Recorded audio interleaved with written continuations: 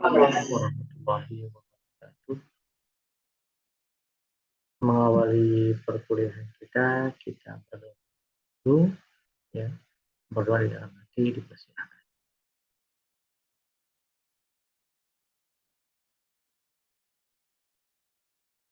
Selesai?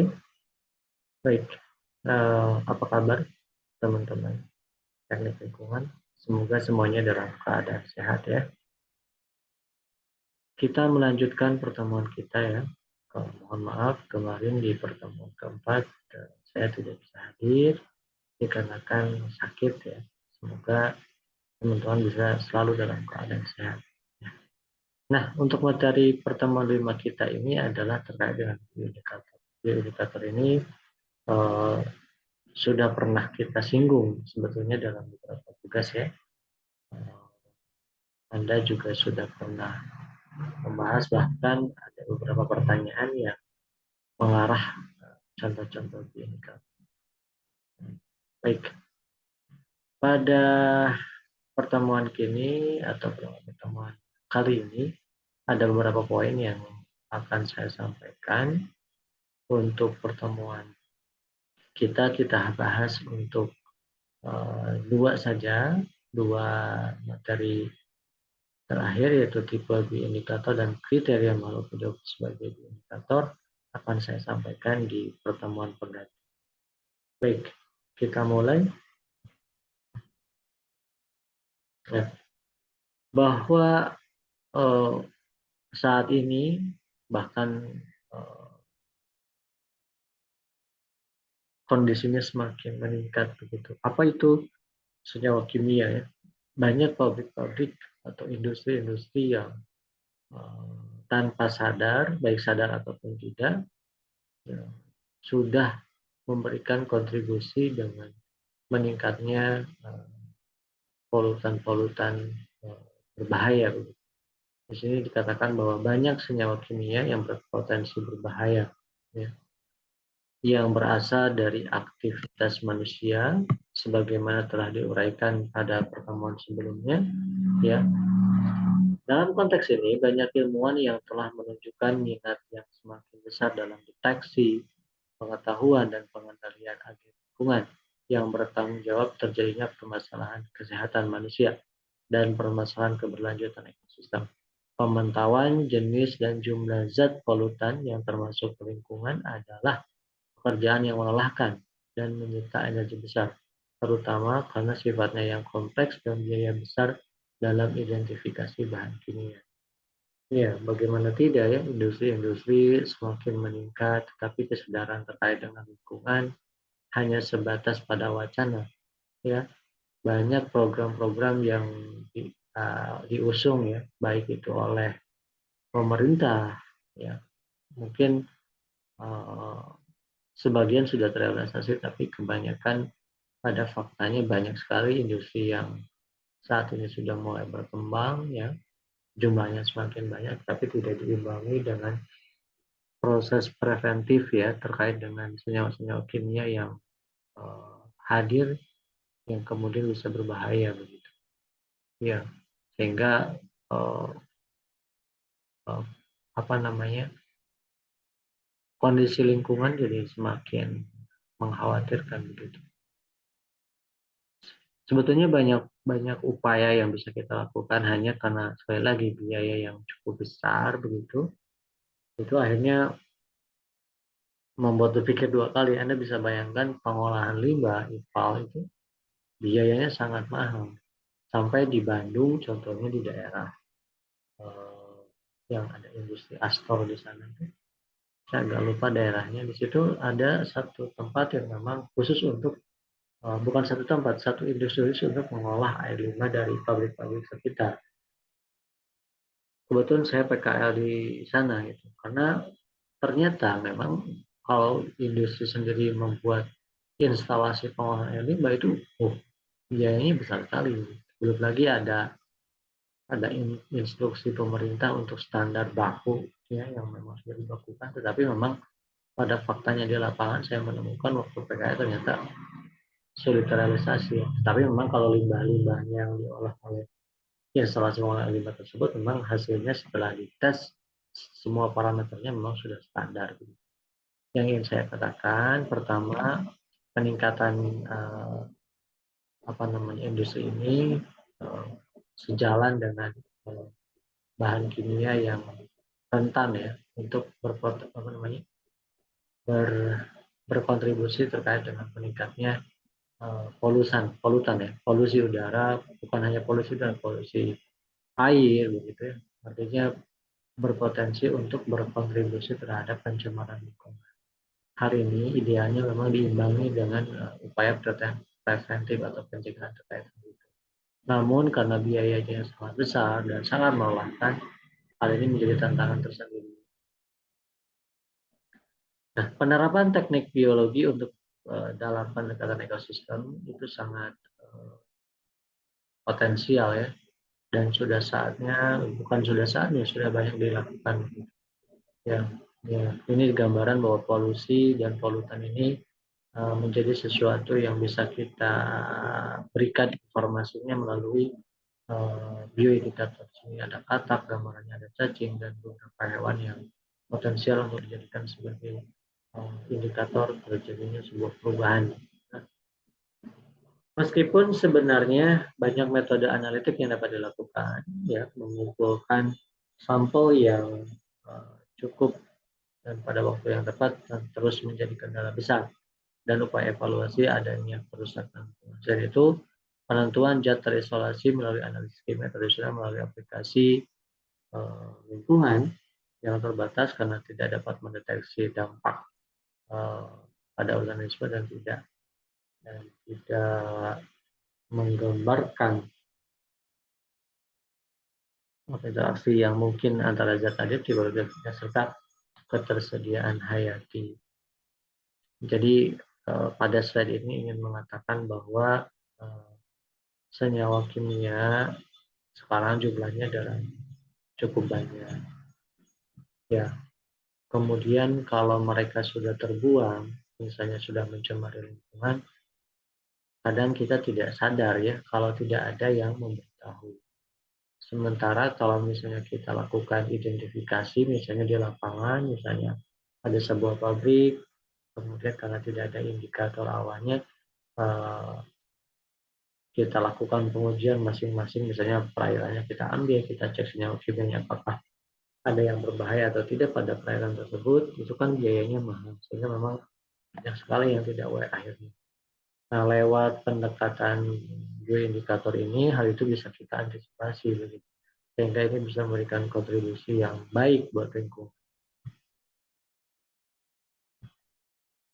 Kemudian faktor biologi itu memberikan pengaruh terhadap keseimbangan atau ketidakseimbangan ya melalui indeks biotik. Begitu. Pengamatan spesies bioindikator. Nah, jadi ketika Anda ingin melakukan pengecekan kondisi lingkungan akibat dari adanya perubahan perairan, mungkin karena kita menduga bahwa misalnya ada sebuah industri yang beroperasi baru, kemudian kita ingin mengetahui apakah ada perannya terhadap perubahan air di perairan tersebut, misalnya ada dua cara. Pertama lewat kimia yang tadi di slide sebelumnya saya jelaskan dengan biaya yang cukup besar.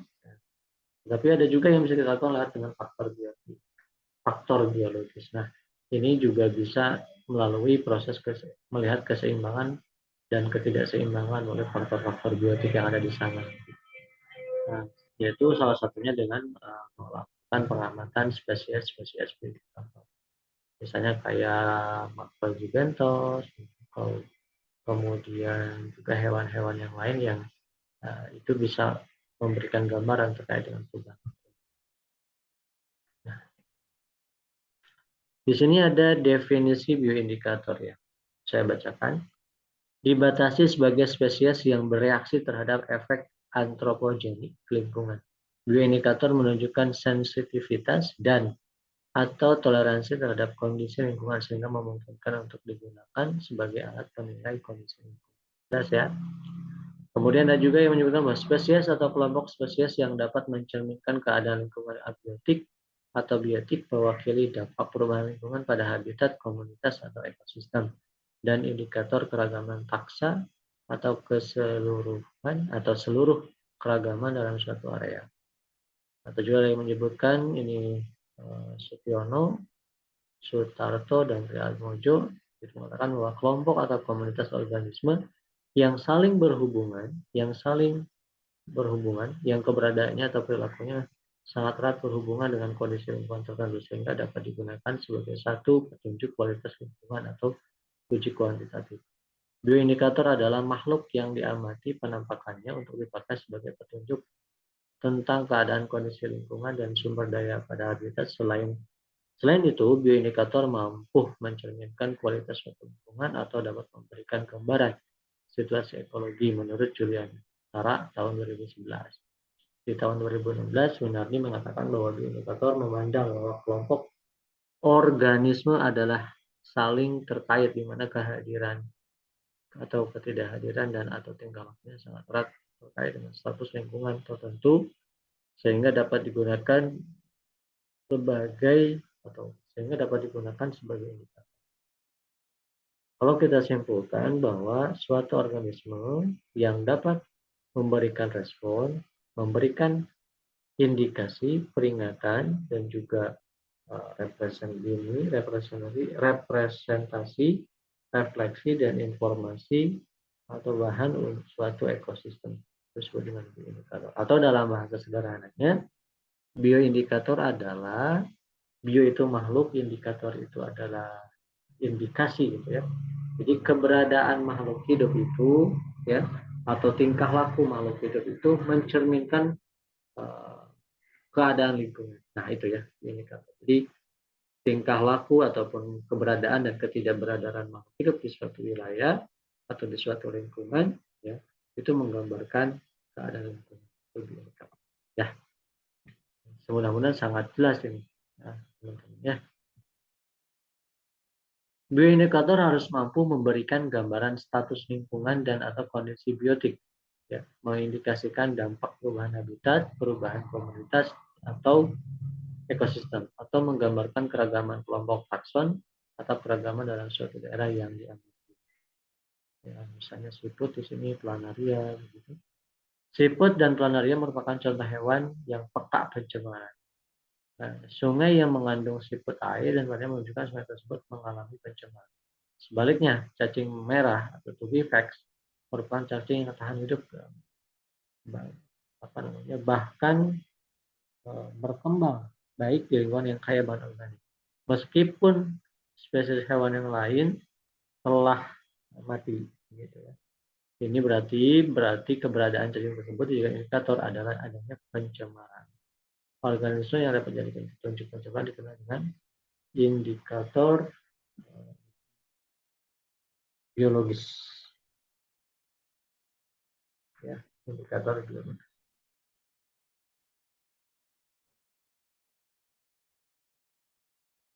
Keuntungan bioindikator. Bioindikator terkadang lebih dapat dipercaya. Nah, sebelum ke sini, pada slide tersebut ingin dikatakan bahwa makhluk hidup itu seperti yang sering saya katakan, atau yang di awal saya katakan bahwa memang keberadaannya itu memberikan informasi terkait dengan kondisi keberadaan atau ketidakberadaan hidup tersebut. Ya, sehingga kalau misalnya ingin menjadikan hewan tertentu sebagai indikator, maka teman-teman harus paham dulu bagaimana fisiologi dari makhluk tersebut. Sehingga dengan adanya bioindikator kita mendapatkan keuntungan. Apa itu? Ya, bioindikator kadang lebih dapat dipercaya daripada indikator kimia. Pabrik yang membuang limbah ke sungai dapat mengatur pembuangan limbahnya ketika akan dikontrol oleh pihak yang berwenang. Pengukuran secara kimia pada limbah pabrik tersebut selalu menunjukkan tidak adanya pencemaran. Tapi tidak demikian dengan makhluk yang menghuni ekosistem air secara terus-menerus. Di sungai itu terdapat hewan-hewan, mikroorganisme, bentos, mikroinvertebrata, ganggang yang dapat dijadikan sebagai indikator. Slide ini ingin mengatakan bahwa kadang memang perusahaan-perusahaan tertentu ya oknum ya bahwa proses pengolahan limbahnya tidak berjalan. Meskipun karena tadi biayanya cukup mahal, sehingga mereka hanya melakukan pengolahan air limbah ketika ada inspeksi saja. Mereka menunjukkan data bahwa ini loh indikator-indikator yang diberikan oleh peraturan pemerintah, angka-angkanya sudah sesuai. Nah, ditunjukkan dan mungkin limbahnya yang jernih dan sebagainya. Sehingga ya, hasil inspeksinya bagus begitu. Namun hal ini bisa kita bantah jika adanya indikator. Ya, demikian. Ya. Jadi Anda sebagai seorang yang berkecimpung dengan lingkungan, ya dengan lingkungan ini sangat penting.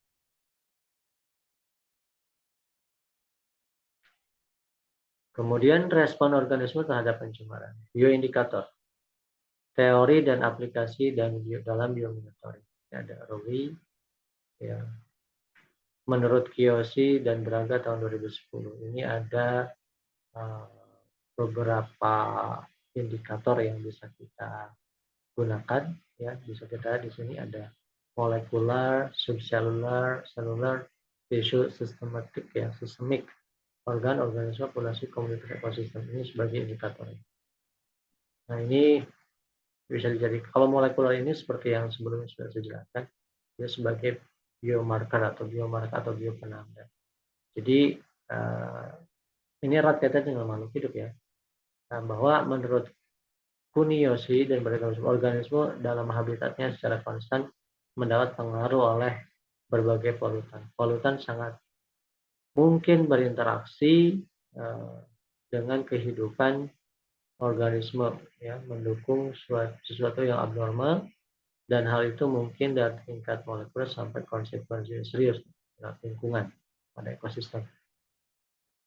Bioindikator dapat meliputi berbagai variasi skala dari aspek makromolekul, sel, organ, organisme, populasi, sampai biokinesis ekosistem. Sehingga bentuk indikator meliputi reaksi biokimia fisiologis, abnormalitas anatomi, morfologi, bioritme, dan tingkah laku, tiga perubahan populasi hewan dan tumbuhan secara kronologis, perubahan pada ekosistem maupun gabungan ekosistem, perubahan pada struktur atau fungsi ekosistem, dan perubahan lahan atau landscape. Jadi parameter nanti yang diukur itu bukan hanya keberadaan atau ketidakberadaan saja.